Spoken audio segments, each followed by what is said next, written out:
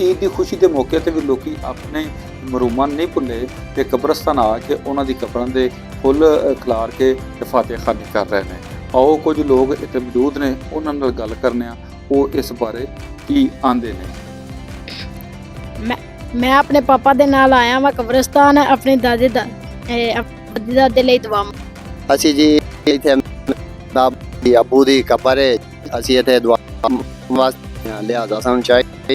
ਕਿ ਆਪਣੇ ਬੱਚੇ ਜਿਹੜਾ ਹੈ ਇਹਨੂੰ ਸਾਡੇ ਟਾਈਮ ਹੋਣਾ ਫਾਤਿਹਾ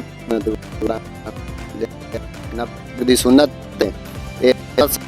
ਕਬਰਾਂ ਅੱਜ ਜੀ ਦਿਨ ਖੁਸ਼ੀ ਦਾ ਤੇ ਇਸ ਖੁਸ਼ੀ ਦੇ ਮਾਮਲੇ 'ਚ ਅਜ਼ੀਜ਼ੋ ਕਾਰਬ ਜਿਹੜੇ ਇੱਥੇ ਹੋ ਚੁੱਕੇ ਨੇ ਇੱਕ ਬਣਵਾਉਣਾ ਚਾਹੀਦਾ, ਉਹਨਾਂ ਨੂੰ ਲਿਖਣਾ ਚਾਹੀਦਾ, ਖੁਸ਼ੀ ਦੇ ਜੀ ਉਹਨਾਂ ਨੂੰ ਭੁੱਲਣਾ ਚਾਹੀਦਾ। ਜਿਸ ਤਰ੍ਹਾਂ ਕਿ ਅਸੀਂ ਆਪਣੇ ਜ਼ਿੰਦਾ ਭੈਣ ਭਾਈਆਂ ਨੂੰ ਮਿਲਣ ਲਈ ਤੇ ਮੌਕੇ ਤੇ ਉਸ ਤਰ੍ਹਾਂ ਜਿਹੜੇ ਬਾਬਾ ਦੇ ਦੀਆਂ ਕਬਰਾਂ ਤੇ ਵੀ ਆਉਣਾ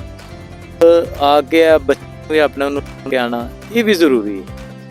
ਤਾਂ ਕਿ ਪਤਾ ਲੱਗੇ ਆਉਣ ਵਾਲਿਆਂ ਨੂੰ ਵੀ ਕਿ ਜਿਸ ਤਰ੍ਹਾਂ ਜ਼ਿੰਦਾ ਨੂੰ ਮਿਲੀਦਾ ਨਾ ਉਸ ਤਰ੍ਹਾਂ ਇਹਨਾਂ ਨੂੰ ਵੀ ਮਿਲਣਾ ਜ਼ਰੂਰੀ ਹੈ, ਖੁਸ਼ੀ ਦੇ ਮੌਕੇ ਤੇ ਹੋਵੇ ਜਾਂ ਅੱਗੇ ਪਿੱਛੇ ਹੋਵੇ।